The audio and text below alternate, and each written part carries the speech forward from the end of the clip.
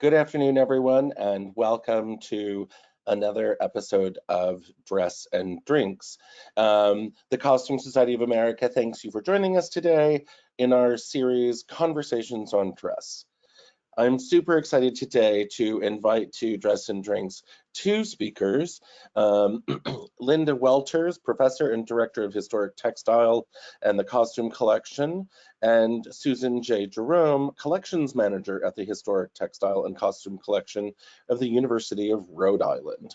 Jerome and Welters make for an impressive duo. Welters began her teaching career at the University of Wyoming Fashion Merchandising and Design Department before coming to URI's Textiles after receiving her PhD.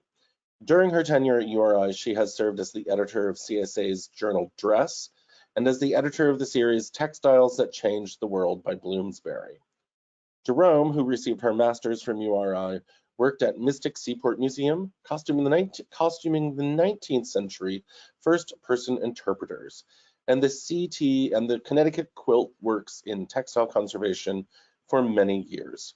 Their paths, forged by a mutual love of historical textiles and material culture, met at URI, where they are now spearheading the university's expansive collection, one with characteristic New England historicism at its core.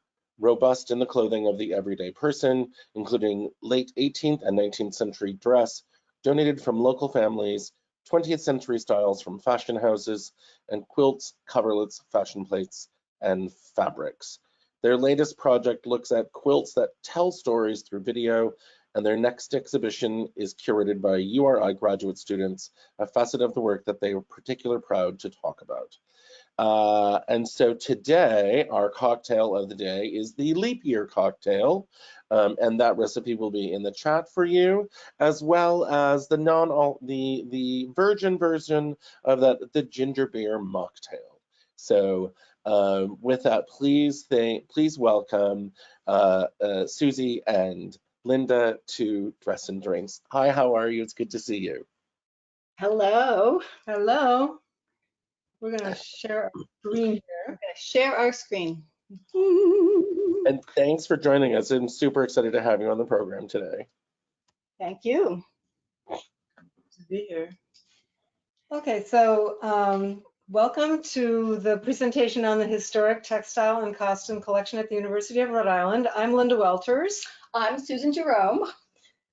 Okay, we need to advance to the next slide, which is about our collection, who we are. So we manage a collection of 25,000 artifacts. Wow. We serve undergraduate and graduate instruction at the University of Rhode Island. We offer a community resource to people both in the university and outside of the university in the state of Rhode Island, which, as you probably know, is not very big. So we pretty much cover the state plus neighboring Massachusetts and Connecticut. We also oversee a textile gallery. Oh, so what we you're going to say something? I was just going to say, I just said, oh, this is fantastic. I love it so far. Tell me more. Okay, so who we are not is the Commercial Pattern Archive, which is also at the University of Rhode Island. I'm sure some of you who've been around the Costume Society for a while remember Joy Emery, who was a professor of theater here. And she was president of CSA for a stretch, and she also was named a fellow. So that collection is in the library in their special collections unit. It's now, you don't need a password to get in. So if you ever need to do any research having to do with patterns, just get on their website, Commercial Pattern Archive, and you can get in to look up certain decades, certain styles that you're looking for, and there is very, very early material in there, including the Butterick stuff. So the collection was established in 1952, which is early for a university collection. Although prior to 1952, people were giving stuff to the university. You can imagine somebody going up to their attic and looking around and saying, what am I going to do with all this old stuff? And that means that we have a very strong collection that are from families. like hundreds of items from one family, which give Wow. us a wonderful view of people, what they wore, what ordinary people wore back, dating back to the late 18th century. So we see a couple of items here. There was, we have some pockets, which I think in most fashion history classes we associate with the 18th century, but this has prints that are definitive of 1830s and so on. So in this region, women continued to wear pockets into the 19th century. Maybe they kind of bypassed the whole neoclassical look as farm women. So that's one kind of thing that's interesting. Plus this other embroidered piece that you see here, it's a crewel work embroidery that's been attached to a linen petticoat, and it came in not even that long ago, so it's quite surprising what people around here still have in their attics. This woman wore it as part of her wedding dress in 1767, and it has a quote on it that Susie will repeat for you. A man of words and not of deeds is like a garden full of weeds. Oh, fantastic. Does that go around the entire bottom of the skirt or the underskirt? So you can see she embroidered a strip that went around much of the bottom of the petticoat because it's attached to a quality of fabric that is far less than what she embroidered on. Yes. Yeah, there's too much stain in there from the flax. So that's a good, yeah. That's fantastic. That's just amazing. Yeah. So the collection really would not exist without Miss Whitlock. And I know there are some URI graduates out there who are fondly nodding their head about Miss Whitlock. Miss Whitlock came to URI about 1950, and she was hired to run the School of Home Economics, which of course is one way that women could go to the university at the time. She was quite the woman. She never married. She sort of organized the collection. One of the things that she did is she really seemed to be obsessed with keeping records and such. So we have excellent records that date back to the 1950s, where these objects came from, where she got them, where she bought them, who brought them in, all of that because of Miss Whitlock. She was a big fan of genealogy too, so we have folders of correspondence between her and the people who are donating, and so lovely to hear from you. Come by for some tea. That's actually, so actually that leads me to my first question. I love that you brought up that sort of, a sundry documentation, shall we call it, or extra documentation. And since you have gifts from families, did they also give their papers and other kinds of family documents? Are those held in like, the library archives, for example? I mean, is there, does that exist in your at your institution where you have that overlapping? It does to a small degree. We do have some papers from some of the collections. We'll talk about that in a little while.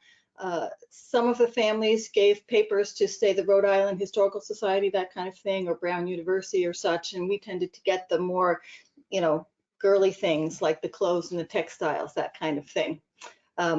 Miss Whitlock, she was quite the shopper, and she established relationships with antique dealers in Connecticut, in Rhode Island, all the way to Cape Cod. So she would go to these places, and apparently they would save things for her. One of the things you can see on our screen here is this wonderful book on fashion plates from 1804, 1805, and 1806. And this is on our Omeka site that we will be talking about in a little while. Okay, so since Miss Whitlock, there are a number of curators who came and went, and in the 80s we hired Margaret Ordonez, whom you may be familiar with as the founder of the Angels Project. So she is now retired and living in Georgia, but she was very instrumental in upgrading the collection to what would be considered museum standards. She got a grant from the Champlin Foundation for rolling and flat storage, which you can see here. We have map cases for some of the flat textiles. And previously these had been in an unheated attic, which is not a great place to store any kind of artifact, much less textiles. So they all came out of the attic and are housed safely on the 3rd floor of Quinn Hall. We also got a grant from CSA for improved shoe storage.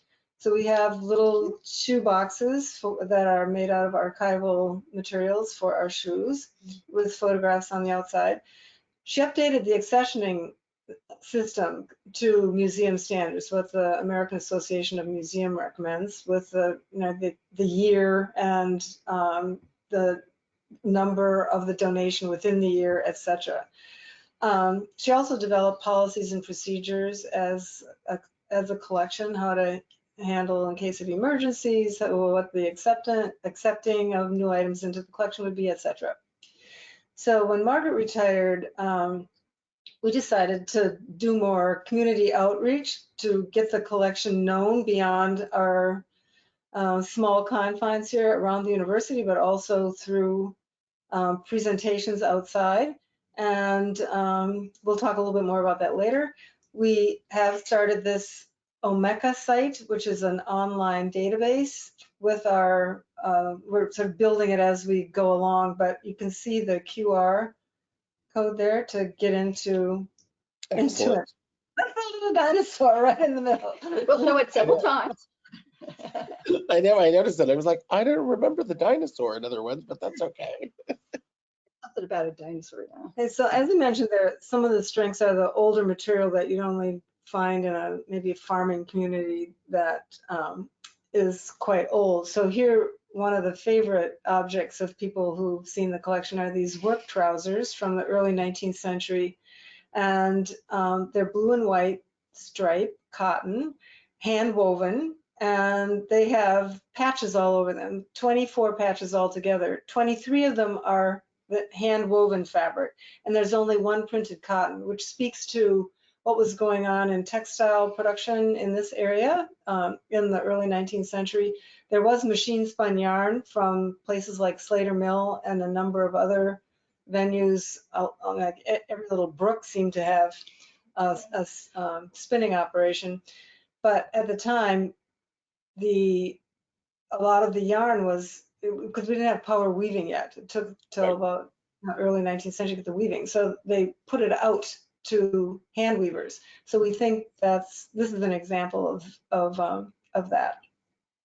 Then that's an amazing piece. That's an amazing piece. I'm like what does the backside look? Is it as covered in patches? Wore out, and then it probably wore out more than once because there are patches over patches on the back. Wow. Yeah. Okay, so this is a waistcoat from an old Rhode Island family, the Steers. They still have an orchard, and they brought in a number of really fantastic items. Again, it's like not even that long ago, 1999. That included a Garrick, which is the envy of some of our colleagues over there in Colonial Williamsburg and Deerfield and so on. So this piece also came with that, and it's a denim waistcoat. It has, the fashion industry so loves old denim. So this is the real deal, hand woven, blue warp, white weft, 2/1 twill, and it seems that this may have been altered because the buttons go down quite far for an early 19th century waistcoat. So it might have been, something from the 18th century that they're repurposing with new buttons, because these are Jacksonian buttons, which are 1820s mostly. So yeah, so another old one. I mean, I have to say, as a theater designer, we often recycle clothes from other things, and the cut of that front of that waistcoat looks like, because the buttons go all the way down to the very hem, it looks like, I agree, it looks like it's been repurposed from some other time, because once you put a buttonhole in, you can't get rid of it. Right. Yes, that's right. Okay, so one of the collections that we have, that's a family collection, is the Cushman collection. And this was assembled by the last descendant of the Cushman family, Franklin Cushman, who you see, he was many things, but he and his niece, I guess, grandniece, were painters, and so they like to go out and do watercolors and so on. So this is a watercolor self-portrait he did of himself in older age.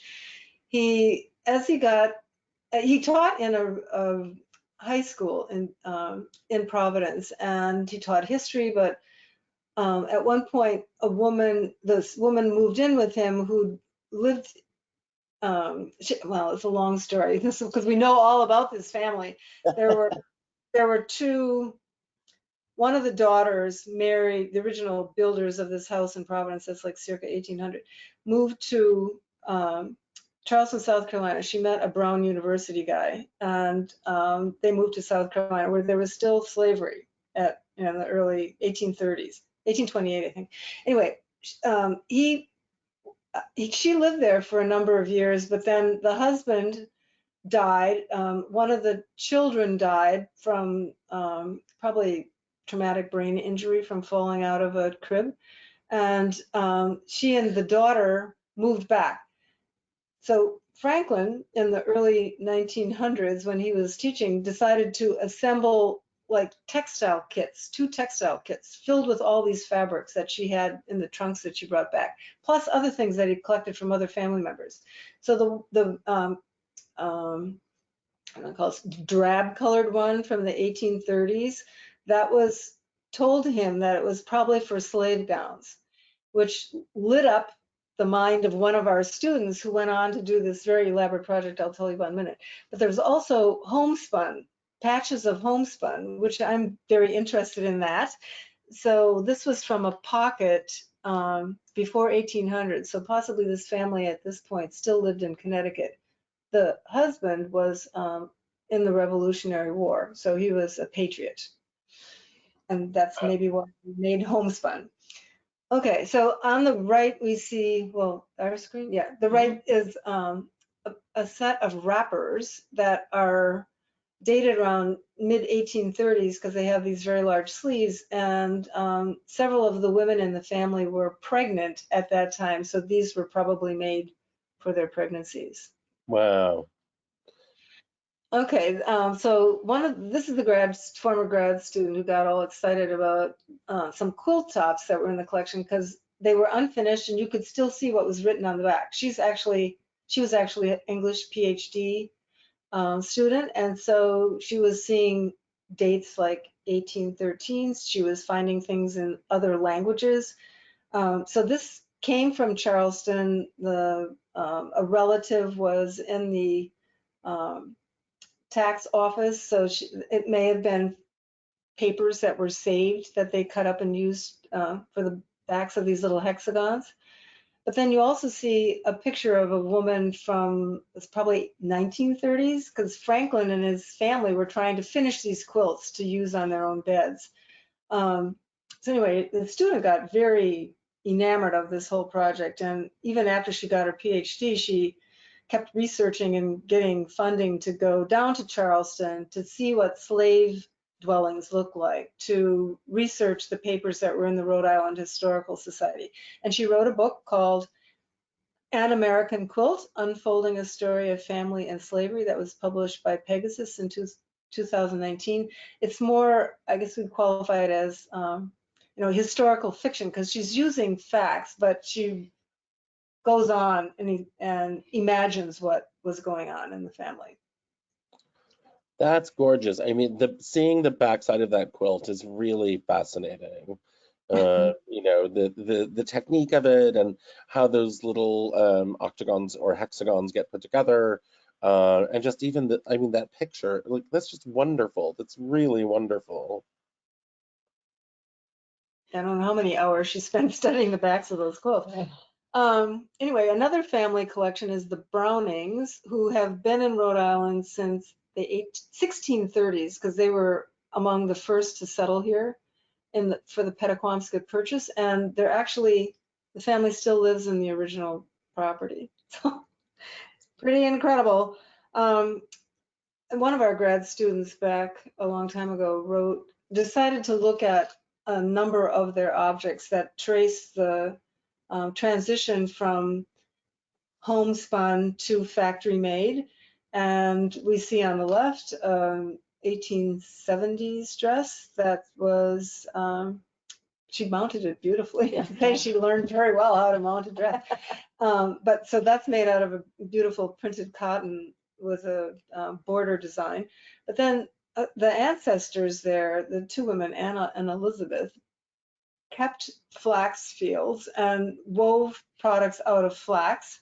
And this one is a banyan, which I think is the most unusual because we're used to seeing banyans that are made out of damask and elaborate fabrics that are purchased from England, whereas this is the homespun version that either it's their brother or father. We're not sure exactly who wore this, but this is his banyan from circa 1800. That banyan, I mean, the arms look so tiny in that. I mean, I mean, there obviously is no armscye per se because of the cut, I'm assuming, but the arms look so like willowy thin. Mm. You wonder Same how fabric. he picked his arm up too, Yeah.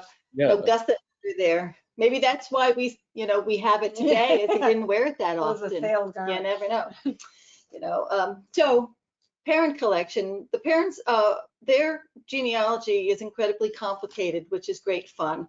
And they gave us a variety of objects, including photographs and such. So one of our graduate students, Joanne Steer, is actually a parent.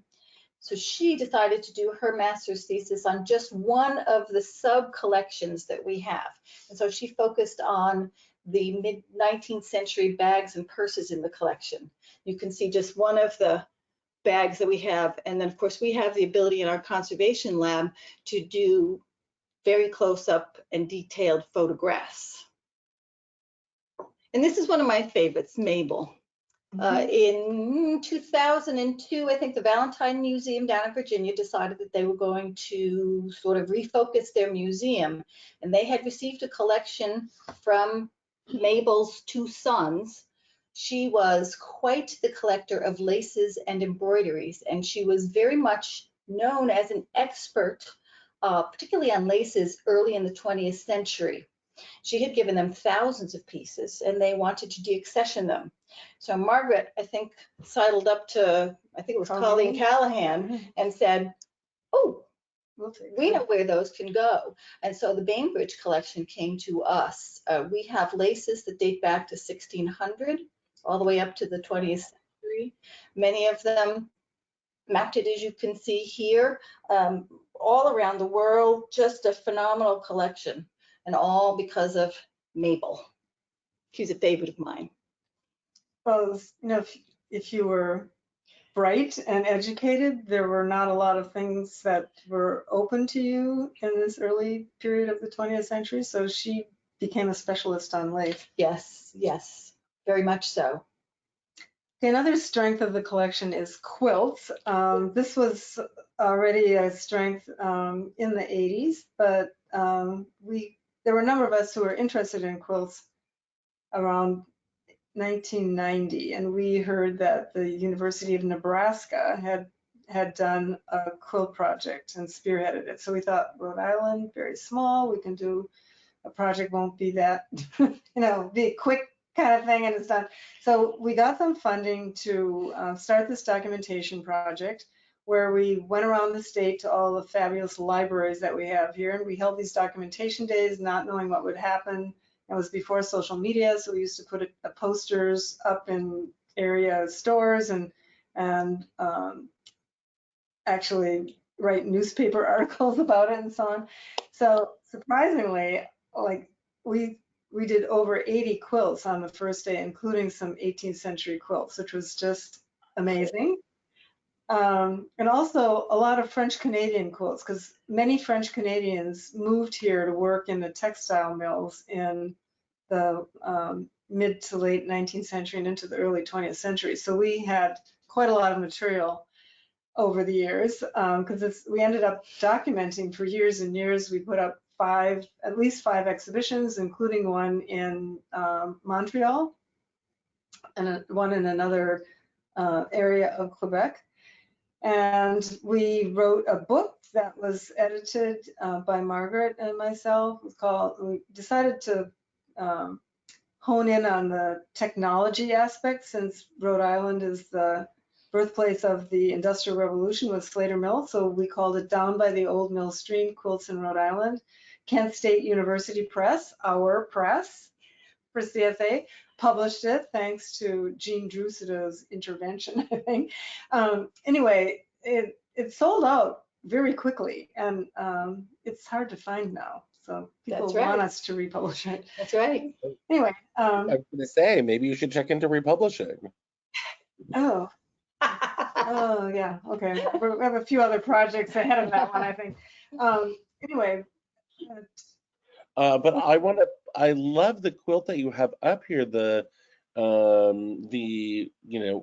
Waisiki, the living amongst the dead. That is just so the story behind that is the quilt that's on the cover of Down by the Old Mill Stream was owned by Barbara Barber. It's a family quilt. She passed away last year in the summer. I got an email from her daughter-in-law. We would like to give you this quilt, the one that you see on the cover. So we said yes. I went off to Barbara Barber's house and met her daughter-in-law. Barbara Barber is a very well-known quilter, not only in Rhode Island, but in the United States. She has quilts in several collections around the country. Everybody around here knows Barbara Barber. So I was at her house talking to her daughter-in-law, who said, you can look at these quilts. And I looked at the quilts and I said, ooh, I'm going to bring these to Rhode Island's, University of Rhode Island's collection. She started out very much as a traditional quilter in 1960s. She was a mom, stay at home, very religious woman. And by 2004, as you can see, she had just blossomed into just creating quilts out of all different kinds of things. I understand she made a quilt out of Budweiser beer cans, because she would take a daily walk to the beach, picking up trash. She's made quilts, all of the Harry Potter books, all of these kinds of things. So this is really a wall hanging that we now have in our collection. It is totally painted by Barbara and then quilted by a friend of hers, and it is based on Luke, as you can see, Waisiki, the living among the dead. So that's the part of the story where the women go to anoint Christ's body and they find that the rock has been moved away and he is no longer there. It's really wonderful. And you're just seeing the center of it. Yeah, it's really, I mean, what's nice even within this is you can see the quilting, whether it's likely machine, but it could be hand, at the bottom of the image. The sort of curvilinear wavy stuff that's happening. It's really wonderful. I can't imagine, I'm also guessing just from this image that the yellow and gray lines that are emanating sort of the halo effect, shall we call it, are those all quilted as well in sort of linear quilt strips? It's entirely quilted by machine. And the quilting does follow the entire image around. And if you look at that picture up in the left-hand corner, you can see the dove of peace that's quilted in. She's painted a little bit, but really the details are quilted in. It's just a wonderful, wonderful piece. It's quite large as well. She was capable of the most intricate quilting, hand quilting as well. She did a rotary purse example that we included in Down by the Old Mill Stream. Yeah, I'm going to tell you, quilter, she did like 17, 18 stitches per inch. Ta-da! Wow. Yeah. So another collection, you may have heard of the Tarocchi collection. Two sisters coming from Italy. They set up a dressmaking business in Providence. One sister marries, the other does not. And when the sister who was not married passed away in the 1940s, the other one just packed up the business, which was located on the top 2 floors of this really funky house in Providence. She just kind of packed everything up and closed the doors and walked away from it. So when Dr. Cella, his son or nephew or something, inherited this property, he was walking into a time capsule of materials and business records and such. And he very kindly divided up the information and all of the materials and such between the Rhode Island School of Design and the University of Rhode Island. So we have 2 theses you can see that have come from the Tarochi collection, and a yard of every fabric that was found in the dressmaker's shop. Wow, that's amazing. Yeah. So back to the parents. I think these sisters had a bit of time on their hands, but they collected buttons with their mother. We have over 100 cards of buttons that are cross-referenced by materials, design, time period in which they were used, all kinds of things. And this is one of the collections that I think is a little more odd for a university collection, but one that we do use because it tells us a lot. And it gives us so many examples of the kinds of buttons that were used in the 19th and very early 20th century. You have your own button dating system. I mean, heavens. Yeah. Yep. Yes, we do. There's information on the back of the cards, so It's pretty amazing. it's pretty amazing. So one of the other strengths of the collection is non-Western and indigenous clothing and textiles. We did an exhibition some years ago on Kaleidoscope, it was called, and it's built on a ethnic dress class. Mhm. So we have embroidered blouses, a Seminole skirt, Uzbekistan coat, and Peruvian fragments that were presumably at one point buried since they're very old. And at this point, we want to go to the next slide. We have other interesting items in the collection that are used for classes. Like we teach history of textiles, history of fashion up to the 20th century, a 20th century, well, it's actually up to contemporary times, as well as material culture classes that we focus on particular things. So we've got an Egyptian linen fragment from ancient Egyptian culture, which has fringes going on the bottom, and it could be a fragment from a tunic. We have many boxes of 19th century photographs, and they're early. We have a lot of them from the 1840s, which is the first decade, Wow. full decade that you can get photographs from. Tough to photograph for reproduction. I have to build these little hoods and so on for it. I know. 20th century class, we look at tailor-made suits, of which we have a number of examples, and these are 2 of them from the first decade. And then people collect paper dresses, like save them from the 60s. So we've got quite a few paper dresses, including this eye printed paper dress. Very famous, the eye. The eye.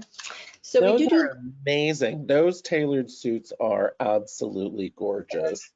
I mean, the olive one reminds me of some Kira Mugler tailoring of the late 20th century. Well, you know, there's nothing new under the sun when it comes to fashion. That's what I always tell people. Yeah. Historicism. Loans to regional museums, we've done several now for the Preservation Society of Newport County. And these are the people who own some of the really grand mansions in Newport. This was an unusual one. They were doing an exhibit on Audubon. So they had a lot of Audubon prints, and they wanted feather things to go with it as well. So they came, looked at our hats. I showed them fans, and there we have it. Hats and fans is part of their exhibit.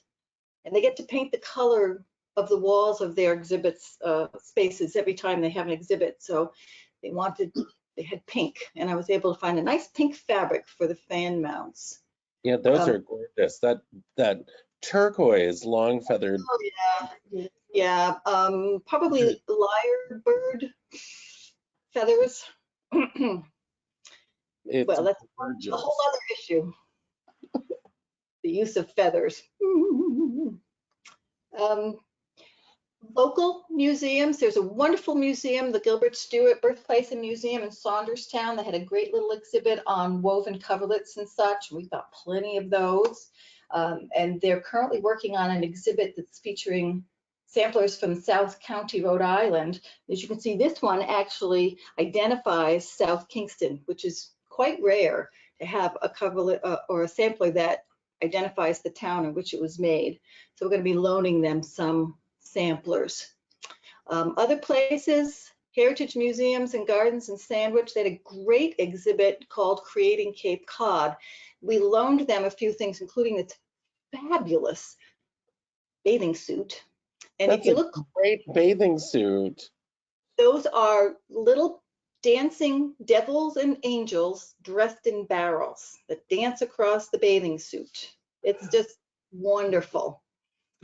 And Mystic Seaport Museum had an exhibit on Sargent and Whistler and Venetian glass. Some of the paintings were portraits of lace makers. So I happen to know people at Mystic Seaport Museum, and they said, "You got any lace?" So we put together a small exhibit so people were looking at the portraits of lace makers, and they could actually see the kinds of laces and tools that were used by these people. That was at Mystic. Amazing. Yeah, we have fun just kind of, seeing what we have in the collection. There's no shortage of museums in New England. No, there's not, no. Yeah, I mean, we also do things on campus as well. So the Alumni Association approached us, and every year now we have a little exhibit on the 50-year class reunion, which is getting very close to my year. So we're dragging out clothes from the 1970s right now, which is kind of fun. We also have exhibition of textiles in the President's House at this point. Yeah. Oh, wow.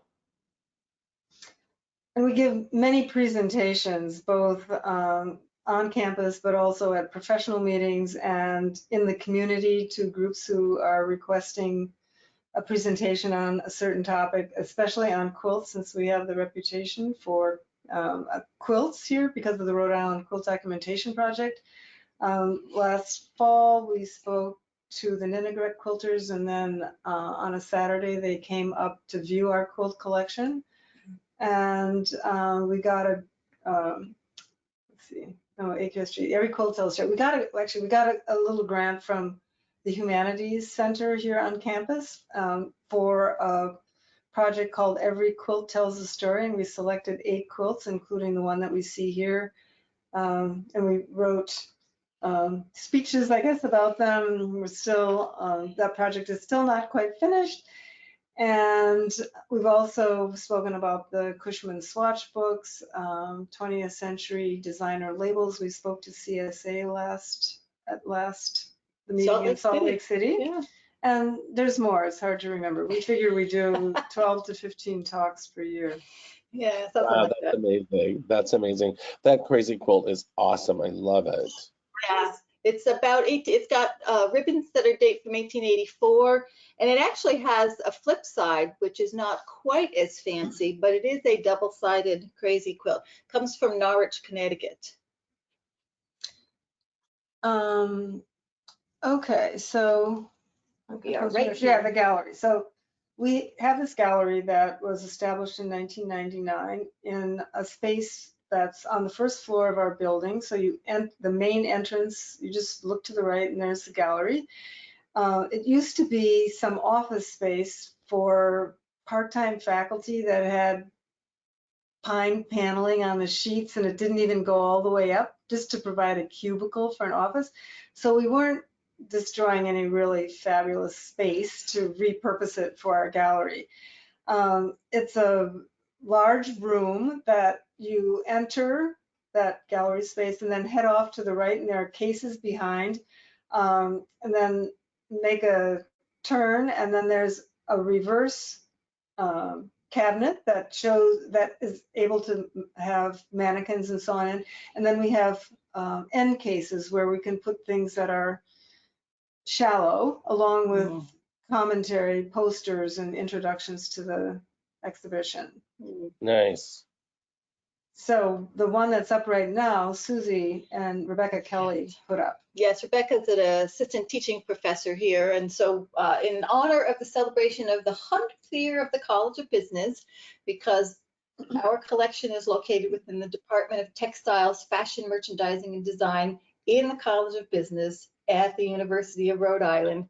So we put together this kind of fun retrospective look at suits. So we started sort of with the basics of where do suits come from, waistcoats, suit jackets, that kind of thing, and swing all the way up to sort of post-pandemic and where suits might be today. Wow. It was kind of fun. And I mean, the strength of the collection and what we do in the exhibit space is we use student research. Our Omeka site is student research. The students do the research and do the installation work for our exhibits as well. Very nice to have graduate students who helped us do the installation here. So they mounted the vests and such. The cases are shallow, they're only 6 inches deep. So you really have to think about what you're going to hang there. Yeah, yeah. So we have 2 large cases for mannequins and then 4 smaller cases for other stuff. Yeah. So this presented a little challenge because most suits aren't very colorful.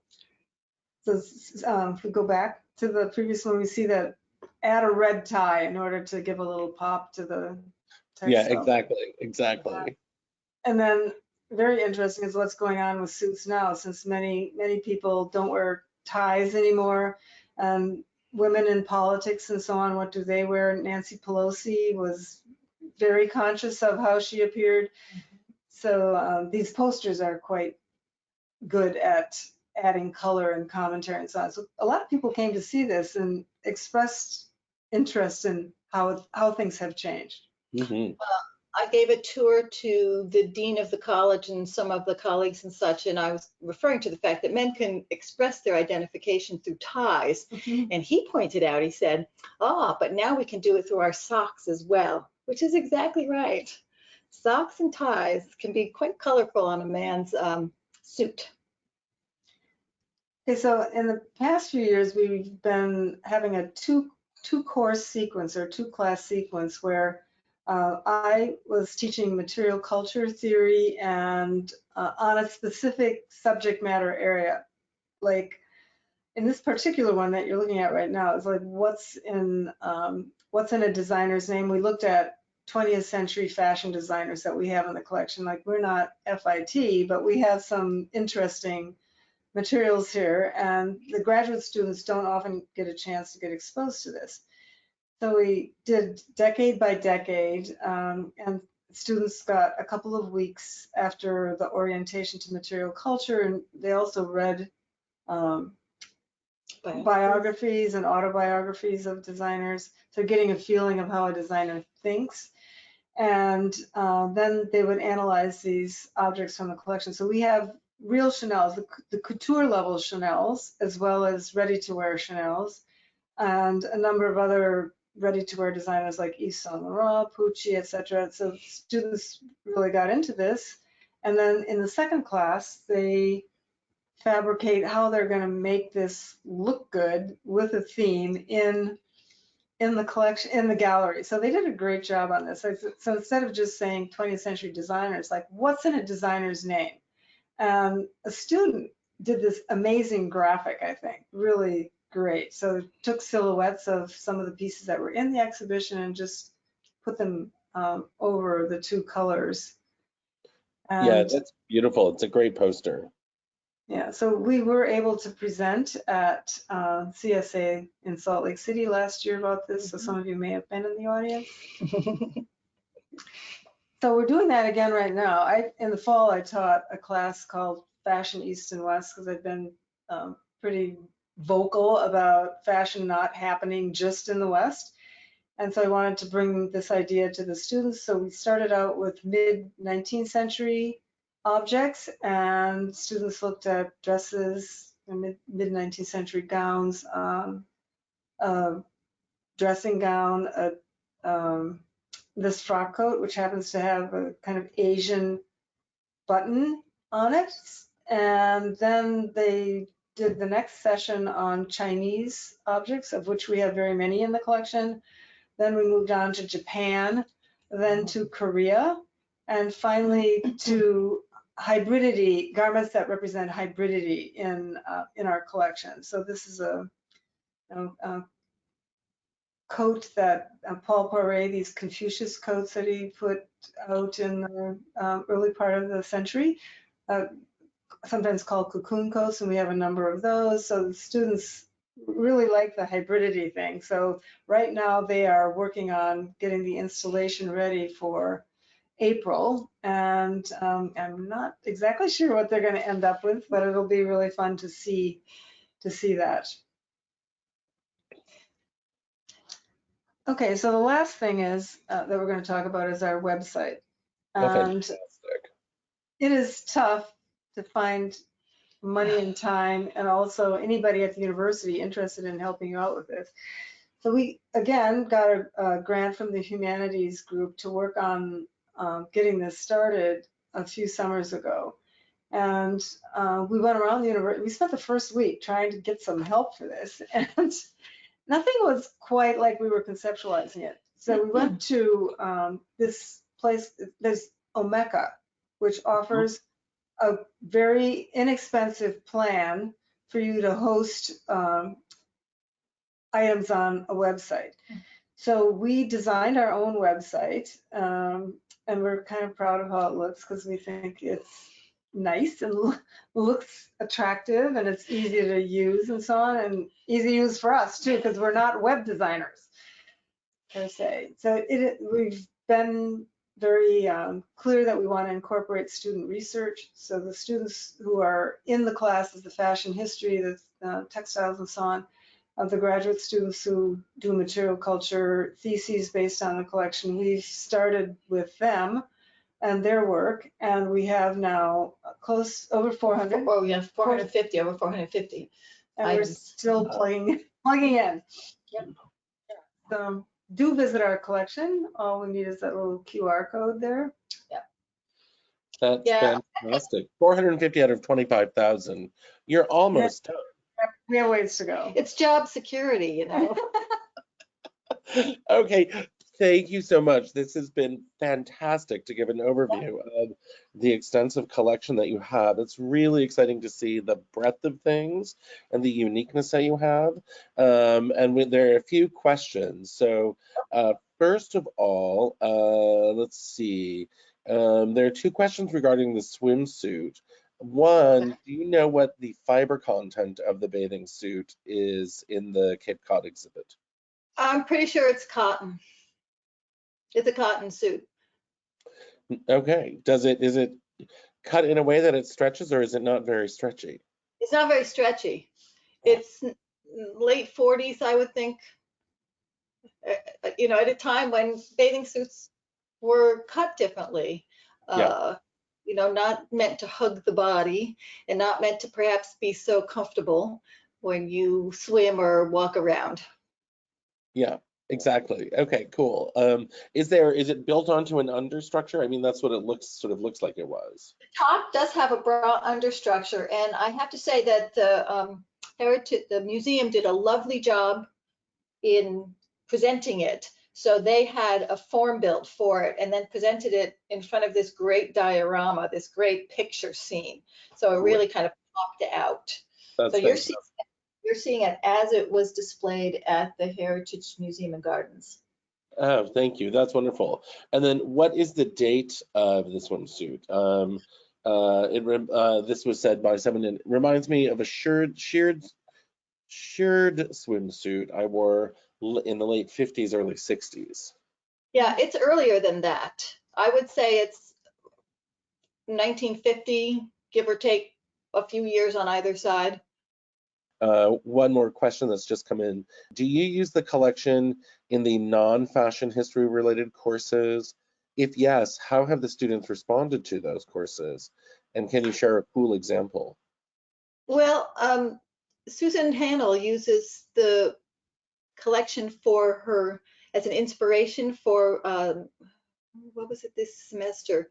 the students who do design work, so they have to come into the collection. She gives them, they have to look at a sleeve, they have to look at a bodice that has a waist seam to it, and they have to look at skirts. They have to be, so they look at objects from the collection and they use that as an inspiration to then go and design their own garments using an inspiration from sleeve and or waistline seam and or skirt pattern that they find. So what I do is I ask the students if they have a favorite time period, because we can look, you know, back 20th century, but we can also look at 19th century garments. So that's one way that the students use that. Elaine uses it too. And one of our other professors who's teaching professor, she's more in the sort of constructing your portfolio and such. So I do pester the teachers to use the collection. I have to say that I do have to pester them. So she's had me, I've actually dressed mannequins and brought things in so that the students can look at things and again use them for inspiration purposes. Various professors are like in our beginning design class. Students came in as teams and researched particular objects. Oh yes, and I used to use it when I taught apparel production. I'd haul in some things and just show the students, you know, if you're learning about how to put a sleeve into a garment, look at these. And then of course I always use them for tests. So what kind of pocket is this? What kind of collar is this? What kind of zipper installation do you see? And the textile science class invites you to come in and speak. That's right. Yes, the professor for textile science, I go give the lecture every semester for her class. Oh, that's fantastic. That's great. I know we have a very small collection at LMU. Oh, sorry, audience. I'm a professor at Loyola Marymount University. I should have said that at the beginning. And we have a very small collection of textiles or textile-related objects. But I have found in partnering with the librarians, you know, other objects that we glean the history of fashion from, like coins and things of that nature, because it's more of a material culture collection than specifically a rare book collection. And now my colleagues and friends in the history department are like, what? What do you mean? We have this like book on samples from the late Victorian period. I was like, yeah, we do now. So other departments or programs are starting to catch on to the wonderful things that we do and have been using and doing for a long time. So is there anything else you'd like to add? We're coming close to our time. This has been so delightful and wonderful, and I can't wait to explore your Omeka collection online and see what you have to offer. Good. Well, if anybody's in the region and we're around, we're happy to show you the collection, give you a guided tour of whatever we have in the gallery. Fantastic. Please thank our guests today for joining us from the University of Rhode Island. And I want to thank you all for attending today. Please follow the Costume Society of America on Facebook and Instagram to make sure you hear about all of our upcoming episodes in our Conversations on Dress series. Lastly, if you enjoyed today's content, we implore you to make a small or large contribution to keep the content free for all. So please give breathlessly and wildly to support CSA. Thank you all very much. And thank you. It's so great to see you. Have a good night, everyone. Thanks.